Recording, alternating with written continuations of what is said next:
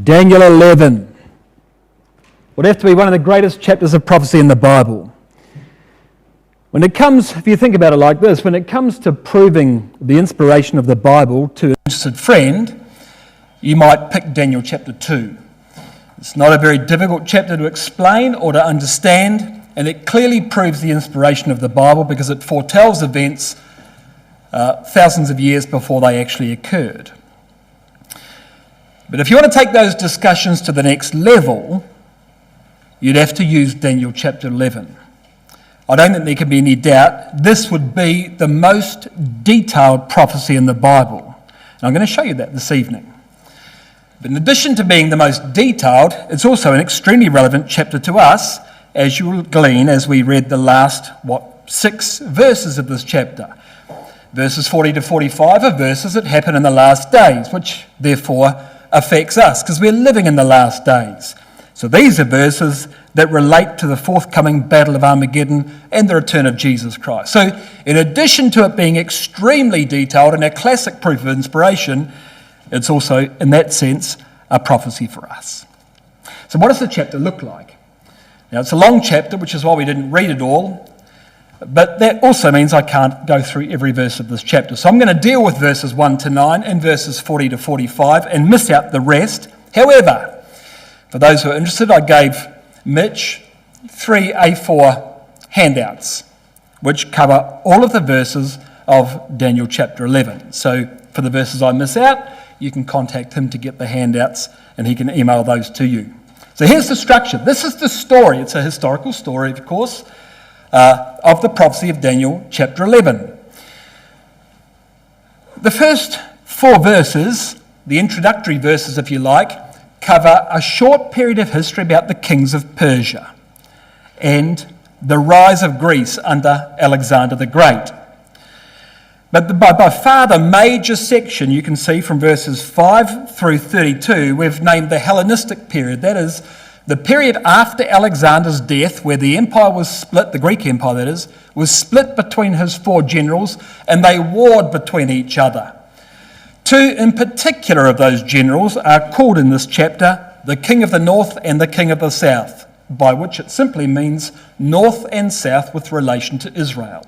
And it's because they fought each other back and forth across the land of Israel that the people of God are very interested in it because it affected them, and that's why such a large section of the chapter is devoted to that period of history.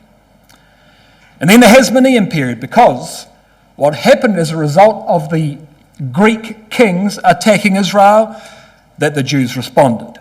Now, I'm not going to talk about it this evening, but the Hasmonean period is the period of the Maccabees.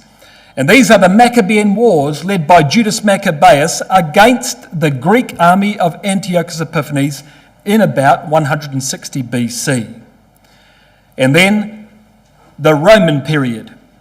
Now the Romans, of course, followed the Greeks in their control of the land of Israel, but the Roman period that is spoken of between verses 36 and 39 of this chapter is really the period in relation to Constantine.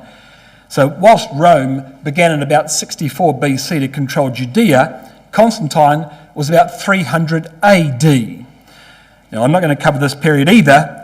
The simple point is, however, that as you read verses 36 to 39, you read about the fact that false Christianity was implanted into the Roman Empire. That's what it's speaking about there, and that happened under the rule of Constantine because he was the first Christian Roman emperor. And then, of course, verse 40 onwards, the epoch of the last days, which I've got commencing here in 1917 for reasons that I'll show you when we get there. So that's the structure of Daniel chapter 11. And as you can see, the major focus is the Hellenistic period, because that's the largest slab of verses, the wars between the king of the north and the king of the south, which invariably involved the land of Israel, because that was the land dividing the north and the south, as we shall soon see. Okay, verse 1. Also, I, in the first year of Darius the Mede, even I stood to confirm and strengthen him. Now, who's the I? Who is it that's doing this? Well, it's an angel, and it appears most likely, though he's not named here, that it in fact is the angel Gabriel. It's because Gabriel is the angel that has had a lot to do with Daniel in the preceding chapters. You'll read Gabriel's name, actually, in chapter 8, verse 16, chapter 9, verse 21. So this is the angel that's been talking to Daniel throughout these chapters. Well, it's most likely Gabriel speaking to Daniel here as well. And it's happening in the first year of Darius the Mede. That is the first year of the Persian Empire, 539 BC. Babylon's just fallen, and the Persians have taken over. Darius the Mede was the father-in-law of Cyrus the Great. So there was sort of a co-regency, but until the father-in-law died, which he did 2 years into his reign, it was the Medes that ruled, not the Persians, of the Medo-Persian Empire. And now, says Gabriel, Daniel, I'm going to show thee the truth. Behold, there shall stand up yet 3 kings in Persia, and the 4th shall be far richer than they all, and by his strength, through his riches, he shall stir up all against the realm of Grecia. 3 kings would stand up. Well, verse 1 tells us it's the first year of the reign of Darius the Mede, and Darius, as I mentioned, was co-regent with his son-in-law Cyrus the Persian. So Darius the Mede, Cyrus the Persian are holding hands, ruling the Medo-Persian Empire as it commences. But after Cyrus, 3 more kings would stand up. They would be a fellow called Cambyses, followed by a fellow called Smerdis, followed by Darius Hystaspes, often called Darius the Great, a very famous Persian king.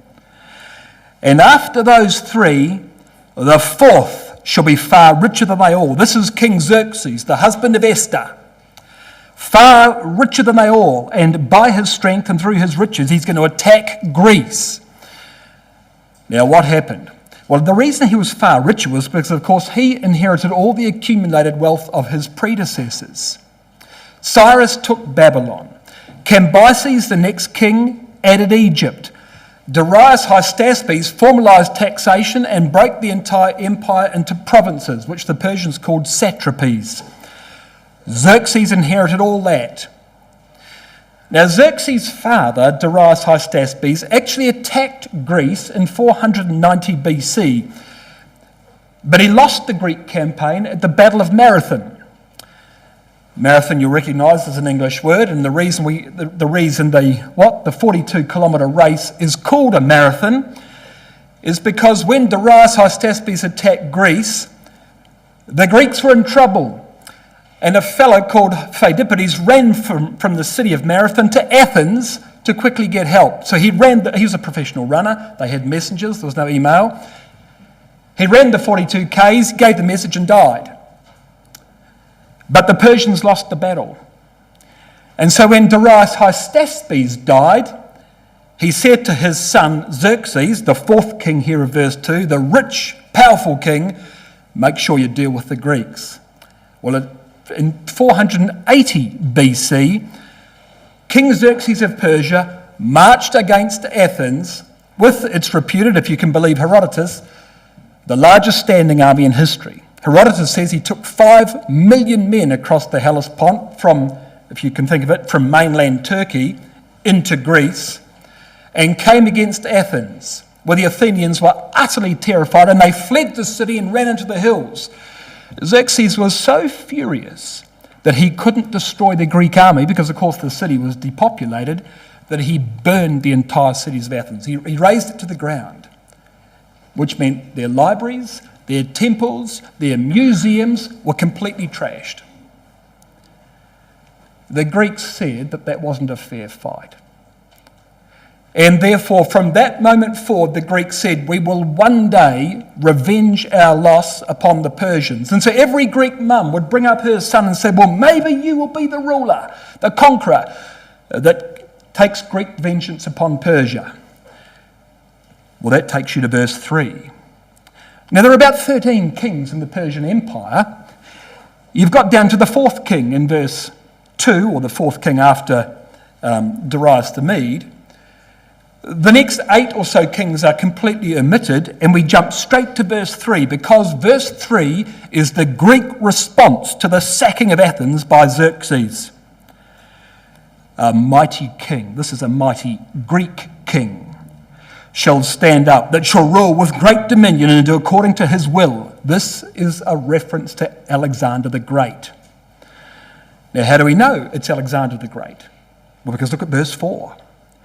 And when he shall stand up, his kingdom shall be broken and divided toward the four winds of heaven. And you know that when Alexander died, his kingdom was split between his four generals. So it is Alexander in verse 3, the great king of Greece. And Alexander's kingdom will be divided between the four winds of heaven, and not to his posterity. So his own descendants wouldn't rule. His four generals would take over, and they would rule the kingdom instead of him. And this is how it worked. Alexander left Greece, as you can see in the top left-hand corner there, and he would fight 3 great battles and conquer the Persian Empire. The Battle of Granicus in 334 BC, the Battle of Issus in 333, and the Battle of Gaugamela in 331 BC. You might remember from Daniel chapter 8 that the way Daniel described it in that chapter was a ram with one horn, like a unicorn, coming against the goat. And it said he met the goat at a river. That's because those 3 battles, Granicus, Issus, and Gaugamela, were all fought at rivers. The Persian Empire was killed beside a river. That's why Daniel 8 describes this ram coming against the goat. The ram coming against the goat at a river in Daniel chapter 8 and verse 6. But whilst Alexander would take the empire, he wouldn't keep it. And therefore, what happened after Alexander's death was the empire was split between his 4 generals. Cassander got Greece. Lysimachus got Thrace. Seleucus got Syria and Babylonia. And Ptolemy Soter got Egypt. And these were the 4 winds, you see, that Alexander's kingdom was divided between. And it says in verse 4 that his posterity wouldn't get it, though he did have a son called, you wouldn't believe it, Alexander. Alexander's wife was called Roxanne, and she had a son called Alexander. And when Alexander died, Roxanne and Alexander Jr. were given into the control of Cassander in Greece, because, of course, they went straight back to Greece. Well, what did Cassander do? Immediately killed them both.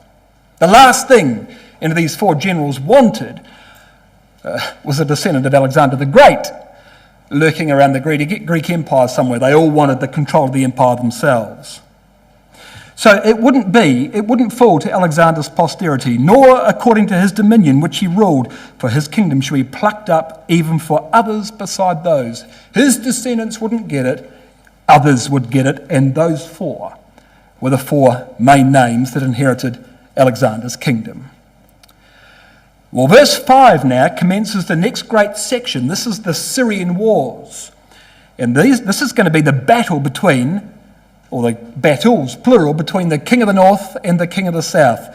And you can see here we've described Seleucus here as the first king of the north, and Ptolemy, the first king of the south. North and south, as I explained, in relation to Israel. So, of the 4 divisions of the Greek Empire, these were the 2 most important. The king of the north and the king of the south. The Syria-Babylonian area and the Egyptian area. They were the first and second largest of the 4 divisions that came after Alexander. Well, verse 5 says that the king of the south shall be strong, and one of his princes, and he shall be strong above him and have dominion. His dominion shall be a great dominion. Now, what you need to do from this point forward in Daniel 11, and you'll have to do it in your own time, is colour in the he's and the hymns, because it doesn't, in these verses, it doesn't tell you who it's talking about. It says he'll do this and he'll do that, and this will happen to him and that will happen to him. And you never know which him. Is it the king of the north or the king of the south we're talking about? Easiest way to do it is to get Elpis Israel. Page 398 commences Brother Elpis Israel, page 398. Brother Thomas explains every verse, word by word, and who the he's and the hymns are, whether it's the king of the north or the king of the south you're talking about. So pick 2 colours. I've used orange and green, and you can colour on the hymns and the he's, and therefore identify who the verse is speaking about. Now, in this verse, in verse 5. It's actually not even well translated in the authorised version. Here's the New International Version for verse 5. The king of the south will become strong, but one of his commanders will become even stronger than he. And he will rule his own kingdom with great power. So what's it talking about? Well, the king of the south of verse 5 is a fellow called Ptolemy Soter. He was one of Alexander's generals, and he inherited Egypt in 323 BC. Now, we're talking Egypt here. Don't think pharaohs and pyramids. Think Greeks. Think Cleopatra. That's the kind of Egypt we're talking about. So 323 BC, Ptolemy Soter inherits Egypt after the death of Alexander. He was the king of the south. And one of his princes, it says, or one of his commanders, well, that was a man called Seleucus Nicator. One of those commanders of Ptolemy Soter would become a ruler in his own right, and his kingdom would become even more powerful than the kingdom of Egypt. Well, you can see it there. Seleucus Nicator took Syria, Babylonia, the yellow area, which was even more powerful than the blue area of Egypt on that map. That's simply what it's saying. He shall be strong and have his own dominion. That's what the verse goes on and says. So Seleucus Nicator became the king of the north in about 312 BC. Simple. And in the end of years, they, that is the north and the south, shall join themselves together, for the king's daughter of the south shall come to the king of the north to make an agreement. But she shall not retain the power of the arm. Neither shall he stand, nor his arm. But she shall be given up, and they that brought her, and he that begat her, and he that strengthened her in these times. So you see, you need to know whether it's the red he or the orange he in the case of my colouring scheme. But what's the saying in verse 6? Unbelievably detailed. At the end of years, there's going to be an alliance between the north and south. They don't like each other, but there's going to be a peace treaty. It's the year BC 255.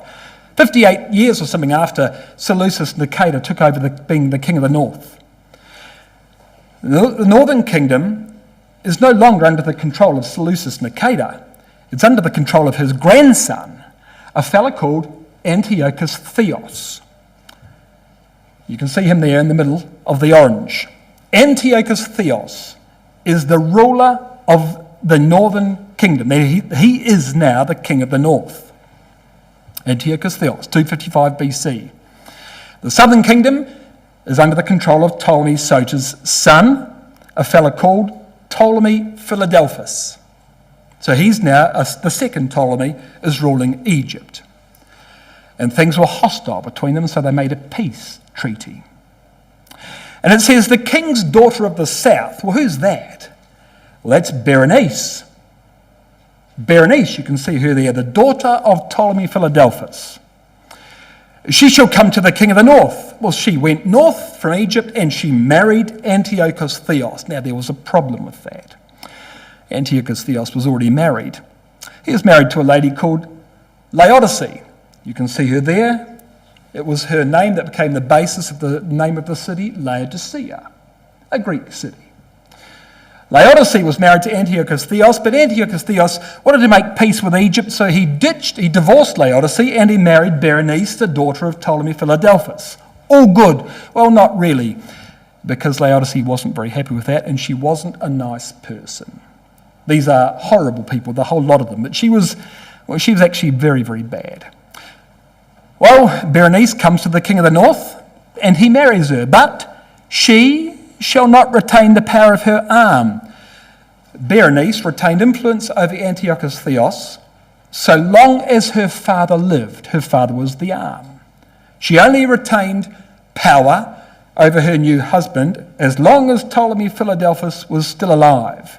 As soon as Ptolemy died, Antiochus divorced Berenice and he took back Laodice. But it says, neither shall he stand nor his arm.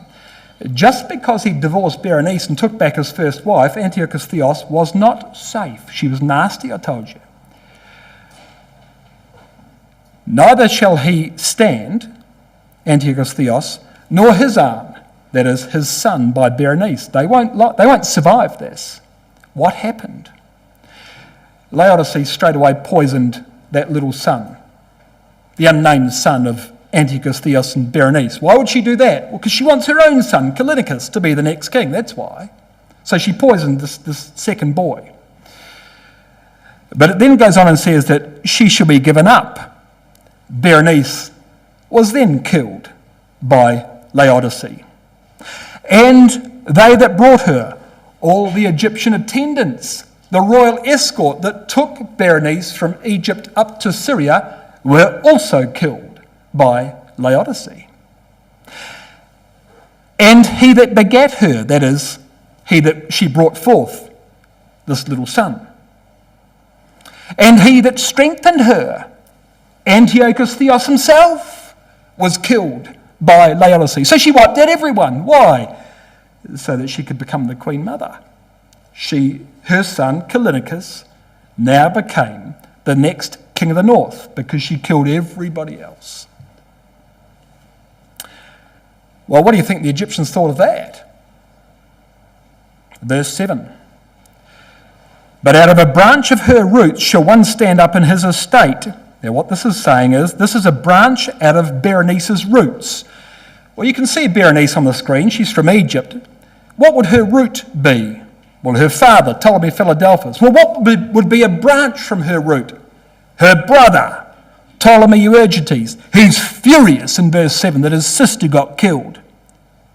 So out of a branch of her root shall one stand up in his estate, which shall come with an army. This is the south now going to attack the north.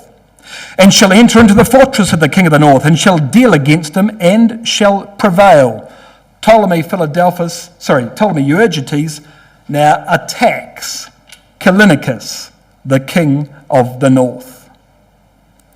And shall also carry away captives into Egypt, their gods with their princes and their precious vessels of silver and of gold.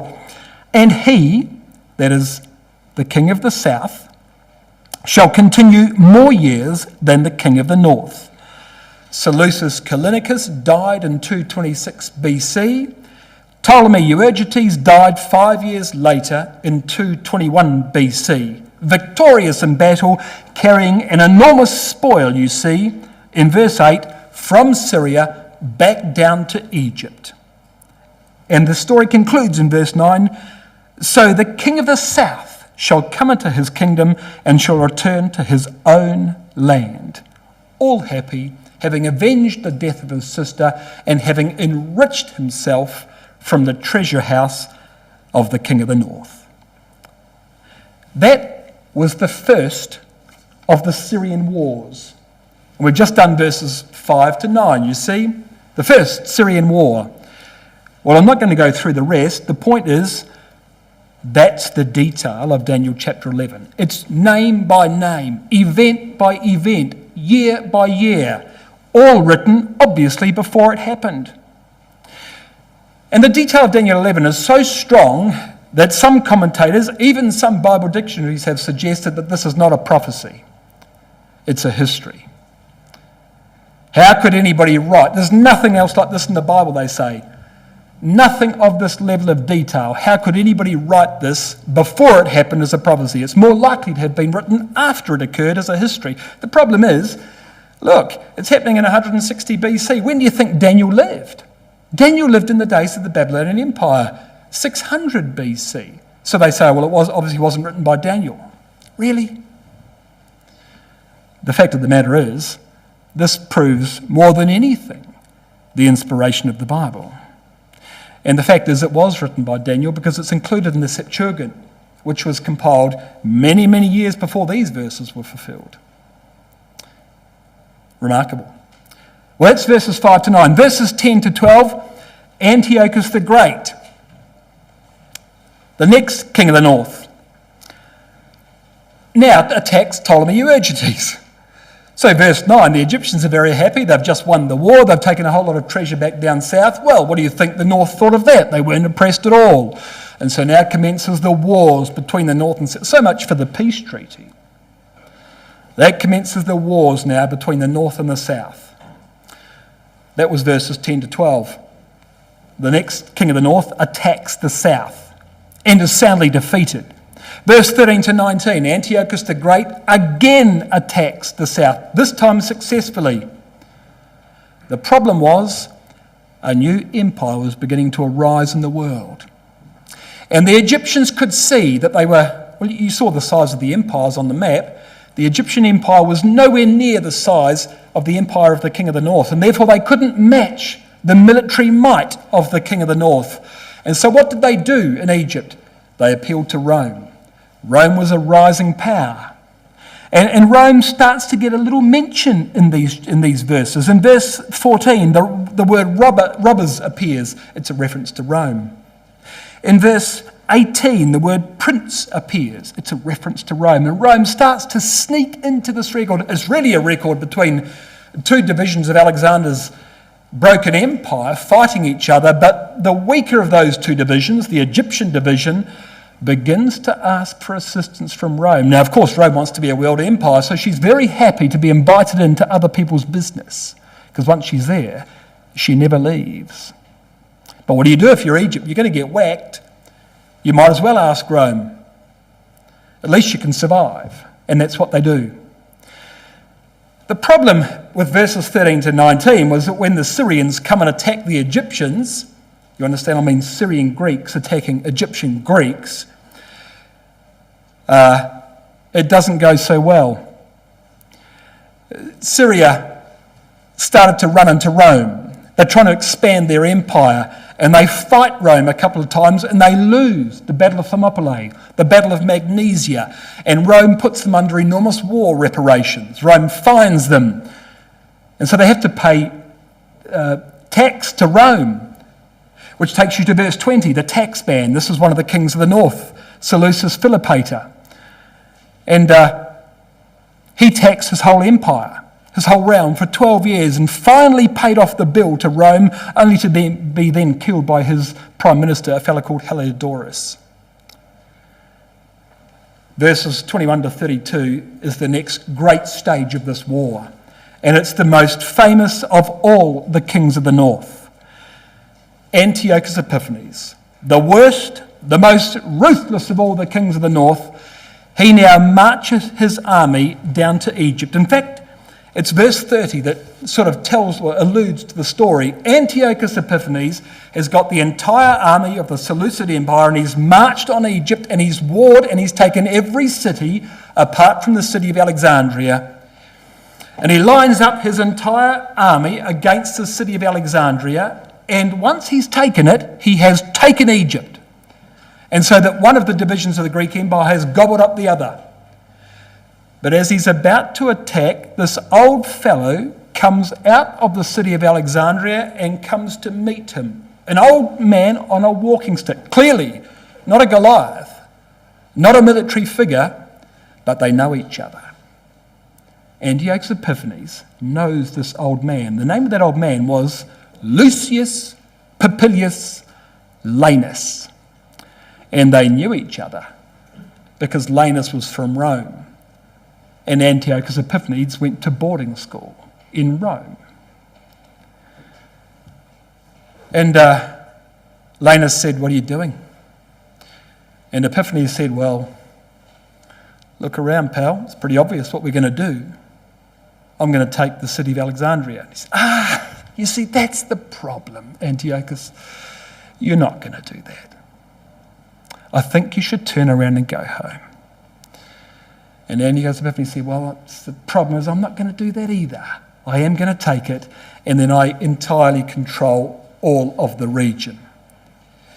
Well, Epiphanes, you just got to understand that the Egyptians have got to deal with us. And so if you were to attack Alexandria, you'd be attacking Rome. You've already lost a couple of wars. How many more would you like to lose? And Epiphanes said, that's interesting. I'll have to consult with my generals. At which point Lanus got his walking stick and drew around him in the sand a circle and said, no problem. Make your decision before you leave the circle. which has given rise to us saying a line in the sand. Well, of course, Antiochus Epiphanes knew he could not take on the emerging power of Rome, so he had to retreat. But whoa, was he furious? Was he furious? What did he do? Well, he's going to march straight back to Antioch in Syria. But on the way, he decides to vent his spleen in Jerusalem. He kills thousands and thousands of people. He sacrifices pigs in the temple. And so furious were the Jews that it began the Maccabean Wars. 166 to 164 BC. Judas Maccabeus was from the high priestly family. The Maccabees were priests. He was called Judas the Hammer. These are the days when the Greeks were going to battle with war elephants. Judas's brother, Eleazar Avaran, was killed fighting elephants. How would you fight an elephant? Well, you get underneath it and open it up. Well, the problem with that is it can fall on you, which is what happened to him. But these are the wars between the Jews and the Greeks. Judas Maccabeus' army was a guerrilla army.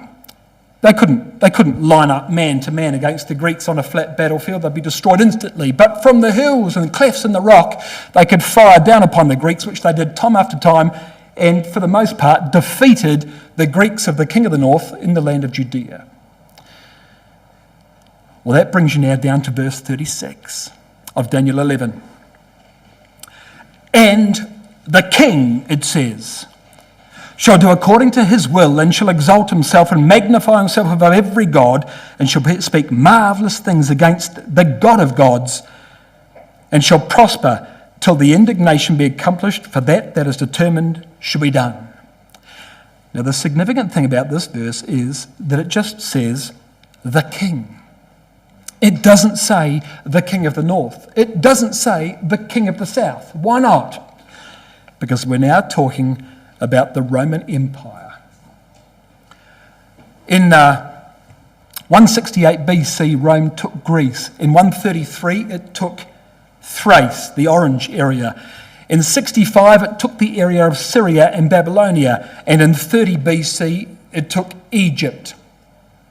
So by the time you get to verse 36, which, as I mentioned earlier, is in fact in the days of Constantine, there's one king over the entire... There is no north and south. Rome owns everything. And so this is the Roman king. But the reason we've got such a jump in history from, 160 BC to 300 odd AD is because this is Rome in the east. This is Constantinople. This is the days in which Constantine Christianized the empire and moved the Christian capital to Constantinople. And so the king of verse 36 is not just the Roman Caesar or the Roman emperor, but it's the Roman emperor who lives in the east, where the Greek Empire was, in the eastern capital, Constantinople. The king over all the empire. The first Christian emperor of Rome, of course, was Constantine the Great. Well, that takes us to verse 40. We've got Rome now from verses 36 to verse 39, and then verse 40. And at the time of the end, shall the king of the south push at him, and the king of the north shall come against him like a whirlwind with chariots and horsemen and many ships and so forth. Now that's curious because we're back to the king of the south and the king of the north. So what's going on? The king of the north and the king of the south were two divisions of the empire after the death of Alexander the Great, based in Syria and in Egypt. Rome took everything, as we've explained, so that in verse 36 there's only one king. There is no north and south. Rome owns everything, north, south, east and west. But by the time you get back to verse 40, we've got the kings of the north and south again. But clearly, if this is a chronology of history, Greece falls to Rome, Rome falls, but verse 40, Greece doesn't rise again after Rome. So what's going on in verse 40? Well, it's the time of the end, as verse 40 describes. Now, the time of the end, is our time, because look what it says in chapter 12, verse 1. Verse 40 of Daniel 11 says it's the time of the end. Verse 1 of chapter 12, at that time. Which time? At the time of the end of chapter 11 and verse 40. At that time shall Michael stand up, the great prince that standeth for the children of thy people. There shall be a time of trouble such as never was. Verse 2, and many of them that sleep in the dust shall... It's the resurrection.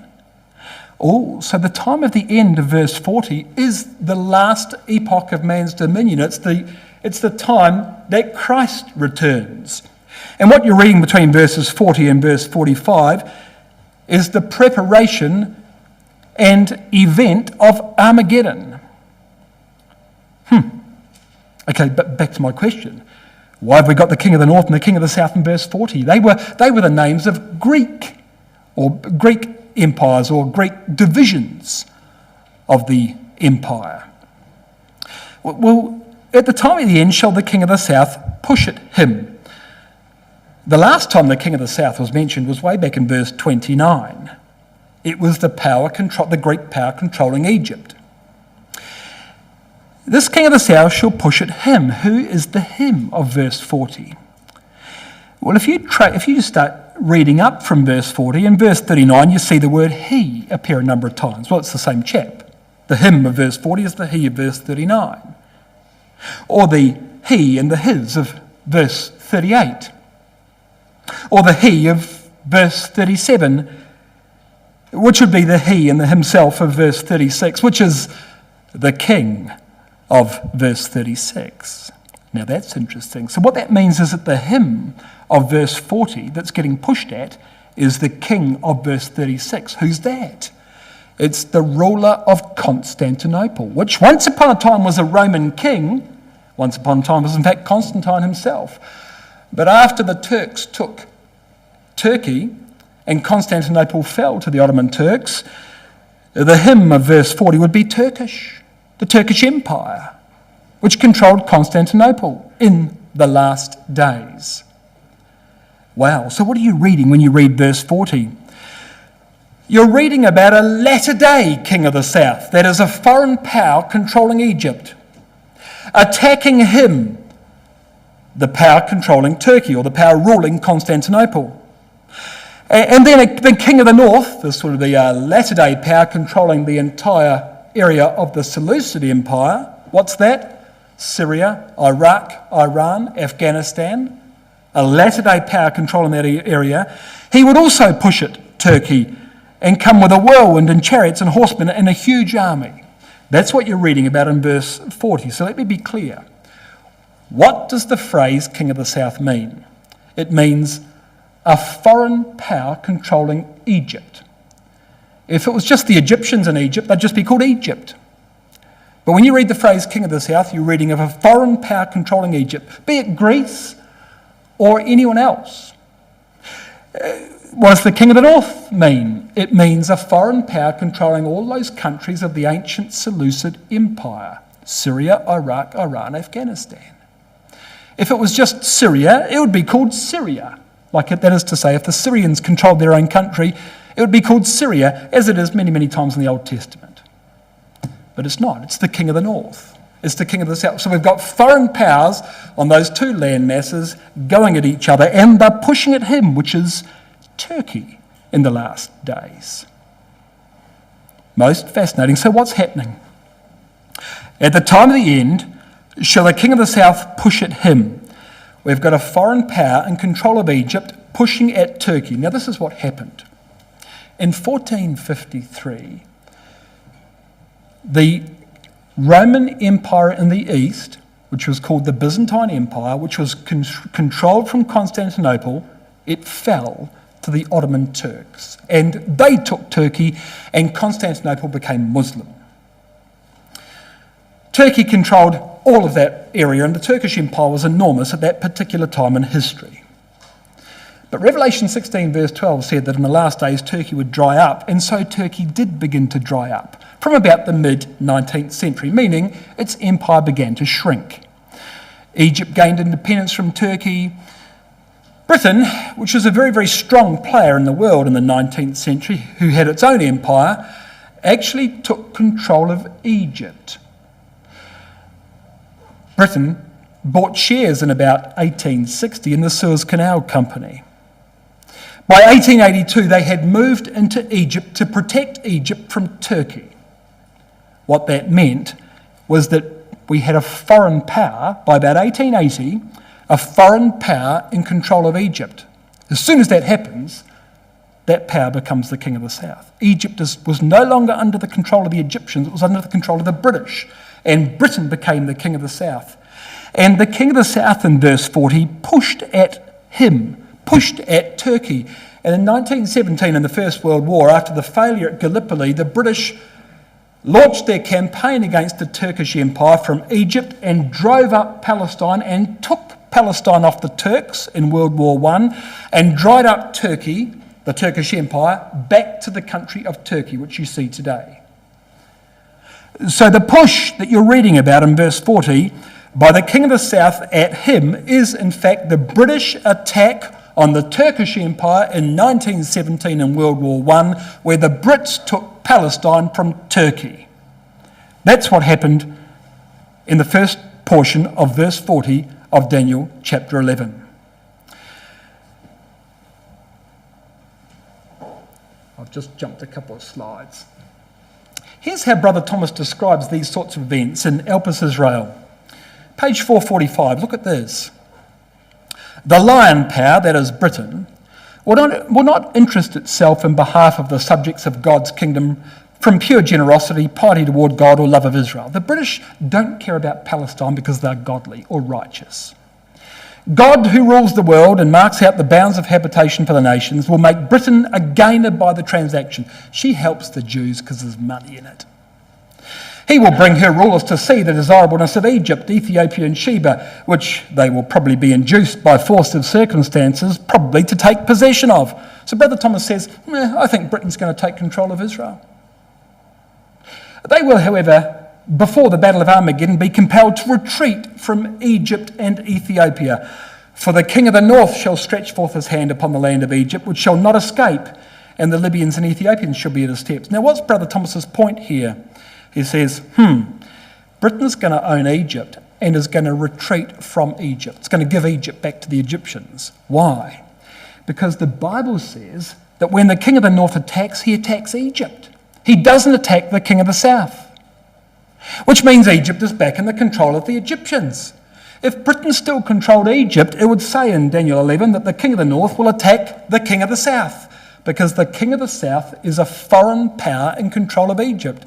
So Brother Thomas, who realised that Britain was in control of Egypt, says, as far as Daniel 11 is concerned, Britain's going to have to leave Egypt. Because it says in Daniel 11 that the king of the north attacks Egypt. It doesn't say that the king of the north attacks the king of the south, you see, which means Egypt's back under its own control, which means Britain must have left Egypt. This is remarkable deduction by Brother Thomas, based, you might say, purely on a careful reading of Daniel chapter 11. But here's the significance for you and me, young people. You see in verse 40 it says, at the time of the end shall the king of the south push at him, and then the king of the north shall come against him. We're sitting on the colon right now. That's where we are in this prophecy. Because the king of the south, which was Britain, has pushed at Turkey. But the king of the north has not yet come against Turkey. There has been no other invasion against Turkey since World War I. So the next invasion against Turkey will be by the king of the north. Well, who's the king of the north? Well, you say the king of the north is Russia. And that's true when you compare Daniel 11 to Ezekiel 38. Ezekiel 38 and Daniel 11 both describe a great power coming from the north, invading Israel at the time of the end, or at the latter days. The Libyans and Ethiopians are with him. You read that in both chapters, Daniel 11 verse 43, Ezekiel 38 verse 5. But they're suddenly interrupted, this big northern invasion, and they're destroyed on the mountains of Israel. Both chapters record that. And so the battle of Ezekiel 38 and the battle of Daniel 11 are therefore the same battle, because they're too similar to be two different battles. What we're saying, therefore, is that the king of the north in verse 40 is Russia. How do we know? By comparison with Ezekiel 38. But that's not what Daniel 11 would describe it as. What does Daniel 11 mean when it says the king of the north? It means a foreign power controlling the ancient territories of the King of the North. So let me put it like this. Here's the King of the North. That yellow area. A foreign power in control of those countries becomes the King of the North. Once upon a time it was the Greeks. We're saying in the future it'll be the Russians. What that means is this. Russia must take control of Syria, of Iraq, of Iran, and of Afghanistan in order to become the King of the North. And once she becomes the King of the North, she attacks him, Turkey. And once she attacks Turkey, as you can see in the subsequent verses, she invades Egypt. And once she invades Egypt, she's interrupted. And then she goes back and invades Israel and stays there and dies there. That's the story of the latter verses of Daniel chapter 11. That's what's going to happen. So, before Russia can attack Turkey, she's got to take control of all those other countries, because unless she's got control of those countries, she's not the King of the North. She's just Russia. She's just Gog. You see? Because the King of the North is a foreign power in control of the old Seleucid territory. I'm just going to miss a couple. Well, I'll just tell you those slides. Here's an interesting thing that you observe in the world today. All of the countries around the Middle East are Muslim countries. But there are two kinds of Muslims. There's Shiite Muslims and there's Sunni Muslims. Shia Islam, or Shiite Muslims, are basically controlled from Iran. Sunni Muslims are basically controlled from Saudi Arabia. They are hostile to each other. They don't like each other. It so happens that the Shiite Muslims are on the north and the Sunni Muslims are on the south. The Muslims that will support Russia, like the Iranian, Iraqi Muslims, are on the north, where the King of the North will exist. And the Sunni Muslims are on the south, who will oppose them, where Egypt is, for example, where the King of the South used to exist. So, in fact, the entire Muslim world is polarised between north and south, just as you might expect from Daniel chapter 11. In the year 2000, there were elections in America. Now, this is a little bit before your time, but I remember it well. And the remarkable thing was that the race was between George Bush Jr., and Al Gore. And of the hundreds of millions of people in America that voted, Bush won the election by 537 votes. And there was all sorts of allegations about vote rigging and miscounting and all sorts of things. But of course it went away and Bush became the president. Well, that was in the year 2000. What happened in 2001? 11th of September 2001, the Trade Center got bombed and America invaded two countries and took two governments. America took Iraq and took control of it, and she took Afghanistan and took... Hey, that's two of the four countries of the ancient territory of the King of the North. If America had also taken Iran and Syria, she would have become the King of the North. Because the King of the North is a foreign power in control of that territory. Well, America never did. She's now retreated from Iraq. She's now retreated from Afghanistan. Someone else is in there. Russia has now taken Syria. Russia is moving into Iraq. Russia already has Iran in the bag. And Afghanistan, well, Afghanistan's a loose cannon, really. America just left a month or two ago, and Afghanistan's a disaster. What did America do in Afghanistan? Well, they occupied the place for 20 years and then they moved out and the Taliban took over in about a week.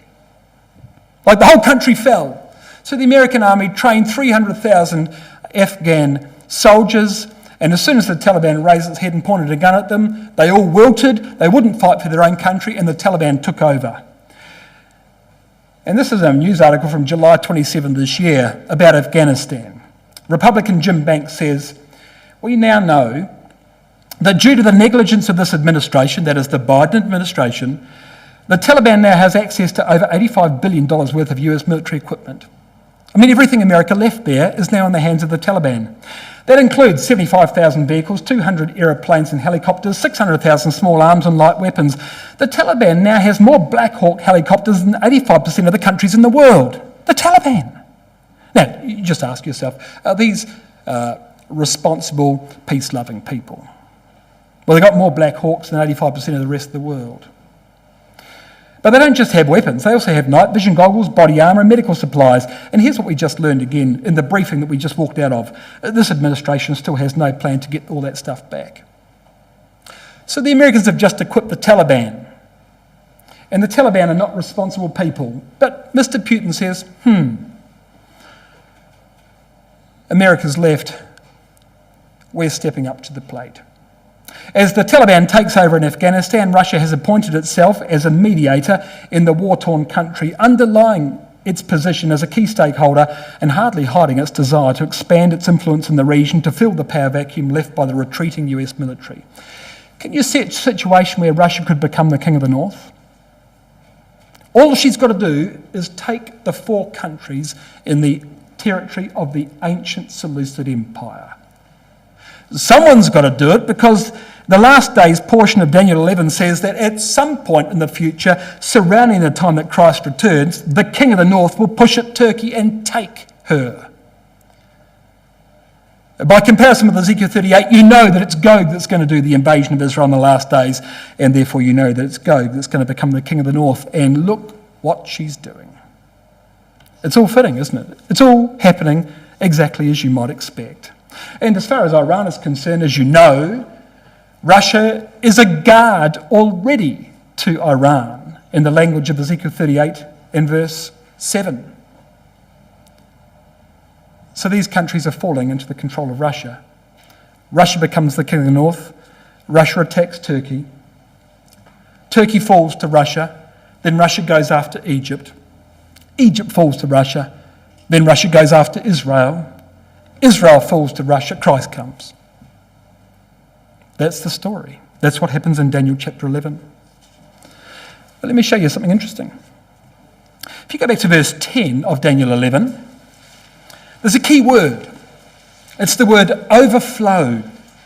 And it's a common feature of the king of the north that he always overflows. And it's just simply a reference to the fact that the king of the north's army was the biggest of the 4 divisions of the Greek Empire. And whenever he invades with an overwhelming force. Well, it says in verse 10, "But his sons shall be stirred up and shall assemble a multitude of great forces, and one shall certainly come and overflow and pass through." The sons mentioned here are the sons of Seleucus Callinicus, the king of the north, and this as an invasion of the king of the south in 219 BC. But the characteristic language of the king of the north is that he overflows with an overwhelming force, like a dam bursting. You read the same language in verse 22. "And with the arms of a flood shall they be overflown from before him." Here's the king of the north, Antiochus Epiphanes, defeating Ptolemy Philometor in 170 BC by overflowing and drowning him with military supremacy. Verse 26, the same thing again. "Yea, they that feed of the portion of his meat shall destroy him, and his," this is the northern army, "shall overflow, and many shall fall down slain." This is Antiochus Epiphanes attacking Egypt in 169 BC by overflowing. Why am I making the point? Look at verse 40. "And at the time of the end shall the king of the south push at Turkey, and the king of the north shall come against him like a whirlwind, chariots, horsemen, many ships. He'll enter into the countries and shall overflow and pass over." What we're saying is that the invasion by Russia in the last days against Israel and the surrounding countries is a classic invasion of the king of the north. Now, why does Russia invade? Well, because of verse 43.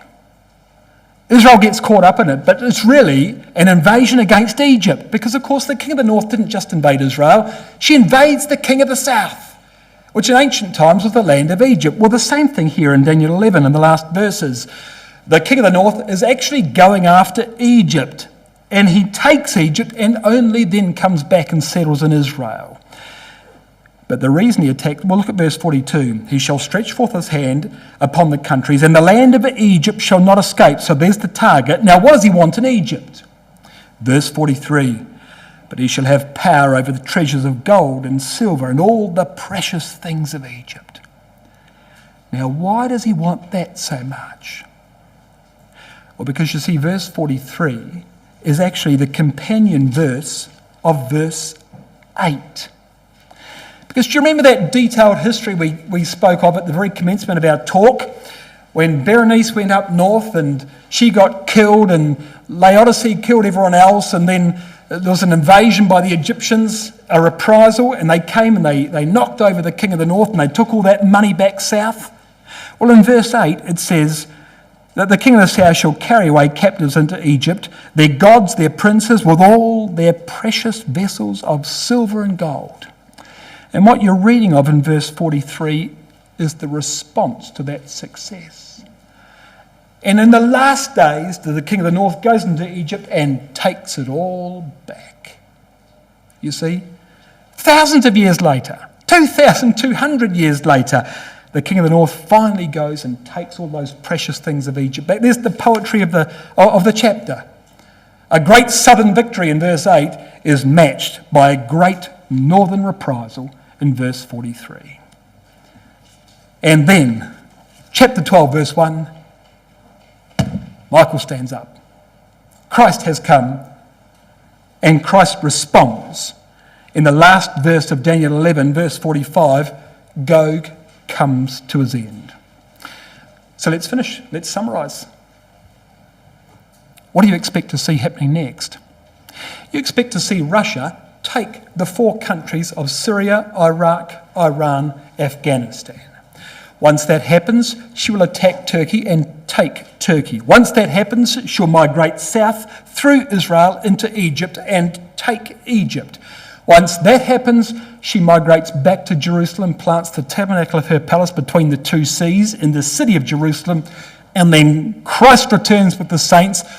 The Battle of Armageddon is finished, and Christ then rules from Zion.